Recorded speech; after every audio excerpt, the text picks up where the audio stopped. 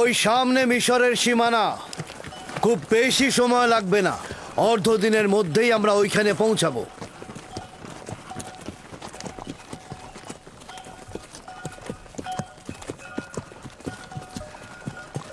এখন পর্যন্ত যে আসলাম সীমান্ত রক্ষিত দেখিনি। কেনান, হেজাজ সহ এই সকল এলাকায় গোত্রভিত্তিক প্রশাসন ব্যবস্থা রয়েছে।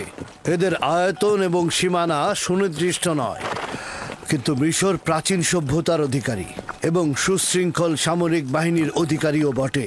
তবে সীমান্তের অধিকাংশ জায়গাতেই এদের প্রহরী রয়েছে। মিশরের ফেরাউন পৃথিবীর সর্বাপেক্ষা শক্তিশালী শাসক।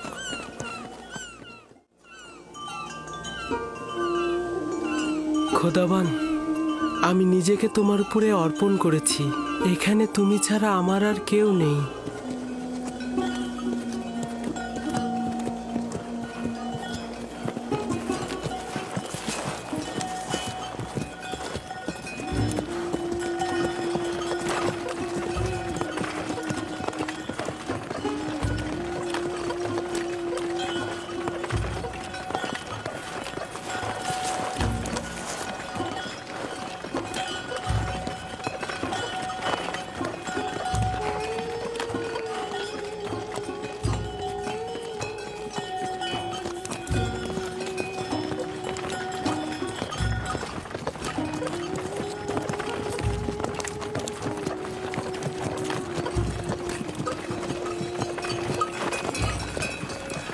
এটাই হচ্ছে মিশরের সীমান্ত।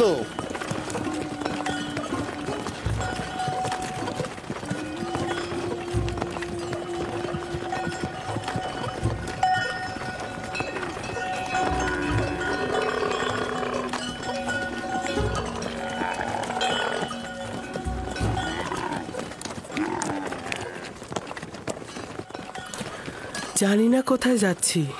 এই অজানা গন্তব্যে খোদা তাআলা তুমি আমার সহায়।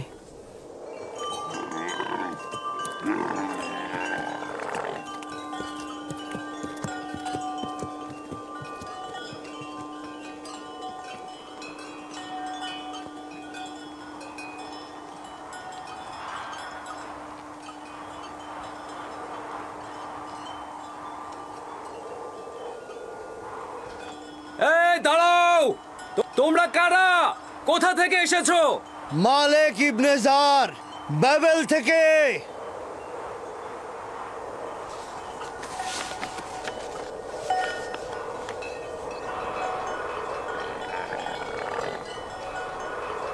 তোমরা যেতে পারো। চলো।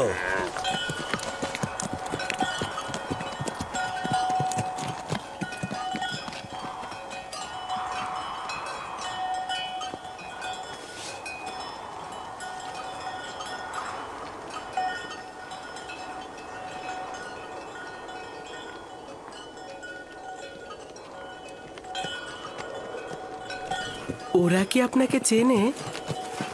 হ্যাঁ, চিনবে না কেন? আমরা অনেক বছর ধরেই মিশরে ব্যবসার কাজে যাই। মিশর অনেক প্রাচীন আর সুসভ্য দেশ। শাম আর ক্যাননের সাথে মিশরের পার্থক্য অনেক। আজব ধরনের পোশাক পরেছিলেন, তাই না? হ্যাঁ, ওদের মাথার মুকুটটা একদম গোখরো সাপের মতো। এটা সর্পের ভূমি বলে প্রসিদ্ধ। মিশরবাসীদের ধারণা যে একটা আজদাহা সাপ এই ভূমিকে রক্ষা করে চলেছে।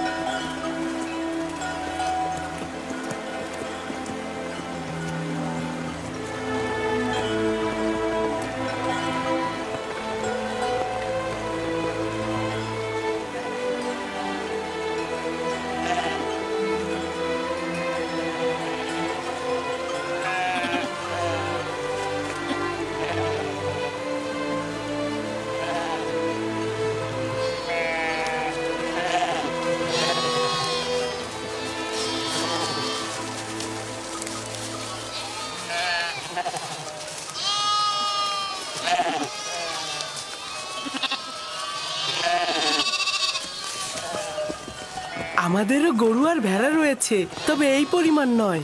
এরা অনেক সম্পদশালী না? এই যত সবুজ ফসলি জমি আর পশুর পাল দেখছো, সবকিছুর মালিক ওদের দেবতা আমুন।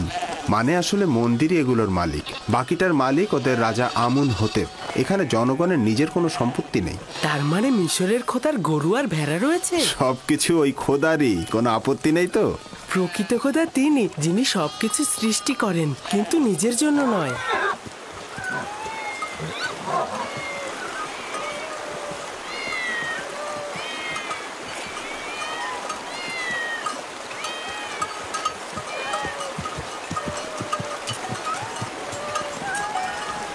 এই বিড়ালগুলো এখানে কি করছে? এই শহরের লোকদের খোদা হলো বিড়াল। এটাই এই শহরের মন্দির, শহরের ঠিক মুখে। এই শহরের মানুষ বিড়াল খুব ভালোবাসে।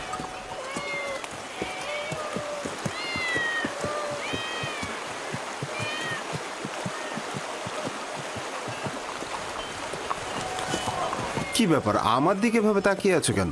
আমি কিন্তু বিড়াল পূজারী নই।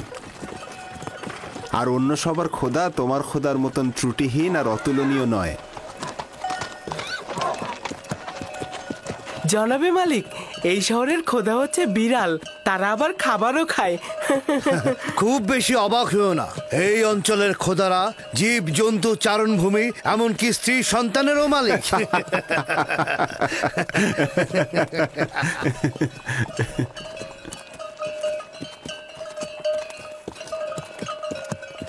তার মানে মিশরে একাত্মবাদী খোদার ইবাদত হয় না? এখানে এক খোদার ইবাদত অপরাধ। তুমি কখনো এক খোদার কথা কাউকে বলবে না, আর ভুলেও কখনো এদের খোদাকে তিরস্কার করবে না, তাহলে কিন্তু রক্ষা পাবে না।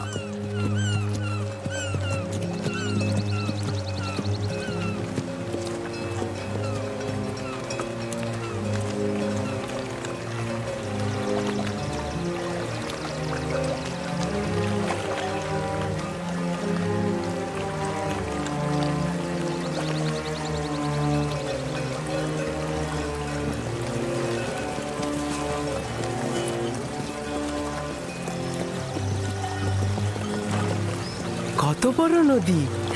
এটা কি নীল নদ? এটা ছোট নীল, নীলেরই একটা শাখা। নীল নদ এর চেয়ে আরো অনেক বড় আর পবিত্র।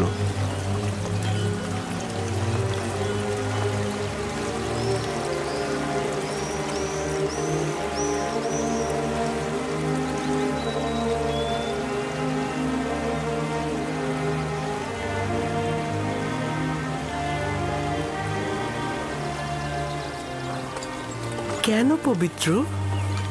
মিশরের লোকজন সবকিছুই নীল নদ থেকে পেয়েছে। নীল নদ না থাকলে মিশরও থাকতো না। তবে এখনো কেউ এই নীলের সূচনা স্থল দেখেনি। বলা হয় মিশরের খোদা এর উৎপত্তি স্থলটা জানেন। এই নদী দক্ষিণ দিক থেকে উত্তরে প্রবাহিত হয়েছে এবং ভূমধ্য সাগরে গিয়ে মিশেছে। আমরা এখন উত্তর থেকে দক্ষিণে প্রাচীন শহর টেবসের দিকে যাচ্ছি। তেবস আমন খোদার শহর।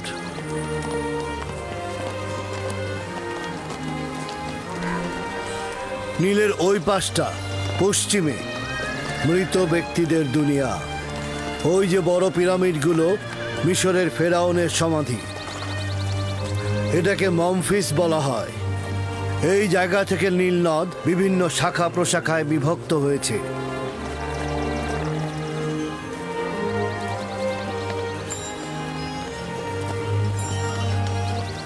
যদি ইউসুফকে মিশরের একজন সম্পদশালী ব্যক্তির কাছে বিক্রয় করি, তাহলে ইউসুফও যেমন প্রশান্তি ও নেয়ামত পাবে, তেমনি আমরাও অধিক লাভবান হব। আফসোস, যদি ইউসুফকে বিক্রি না করা লাগতো। সেটা সম্ভব নয়।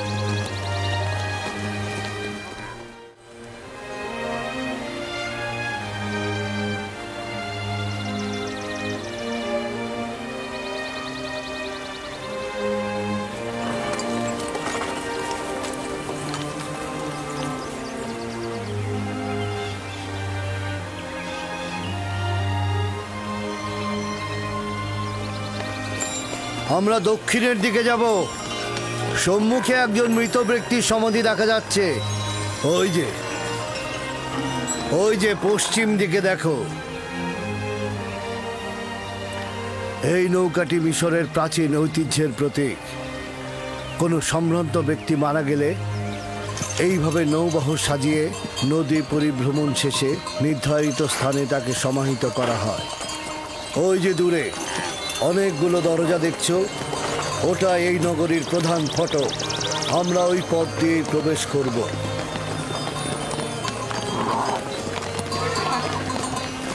এই হলো 100 দরজা বিশিষ্ট তেবস শহর।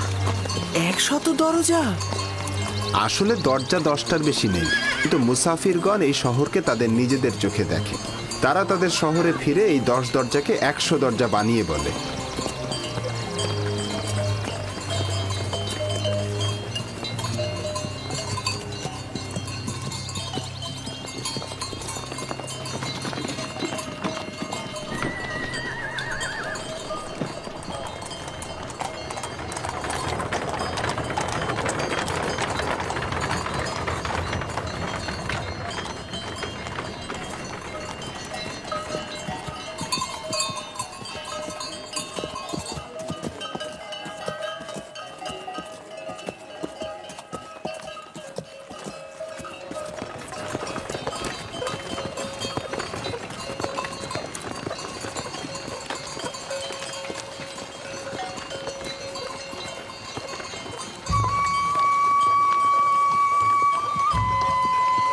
মালেক ইবনে জার, বাবেল থেকে।